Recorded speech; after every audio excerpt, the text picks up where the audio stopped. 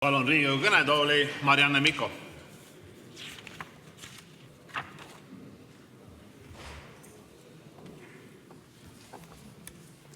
Lugupeetud istungi juhataja, austatud kolleegid. Eesti kuvand on maailmas väike nutikas e-riik. See on ilus ja armas pool, mis meile kõigile kangesti meeldib. Samas on mündil, nagu me kõik väga hästi teame, ka teine tumedam pool. Eesti on riik, kus enam haritud on kehvemini makstud.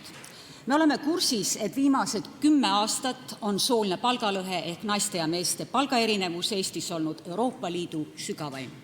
Sellele on tähelepanu osutanud mitte ainult Euroopa Komisjon, Euroopa Nõukogu, vaid ka OECD, maailma enam arenenud majandusriikide organisatsioon, millesse kuulumise üle me kõik oleme väga uhked.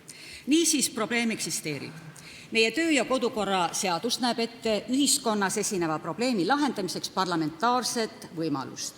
Selleks on probleemkomisjoni moodustamine. Seda võimalust oleme me millegipärast harva kasutanud. Seekord aga kasutagem parlamendisaadikute õigust seadusandlikult sekkuda ja probleem lahendada nagu kord ja kohus. Lubage mul üle anda 53 Riigikogu liikme allkirjaga eelnõu, mille kohaselt soovime moodustada soolise võrdõiguslikkuse probleemkomisjoni.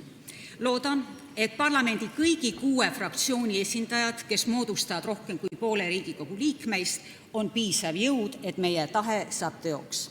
Eesti vanasõnagi ütleb, et hea tahtmise korral on kõik võimalik. Meie tahe on meie kätes.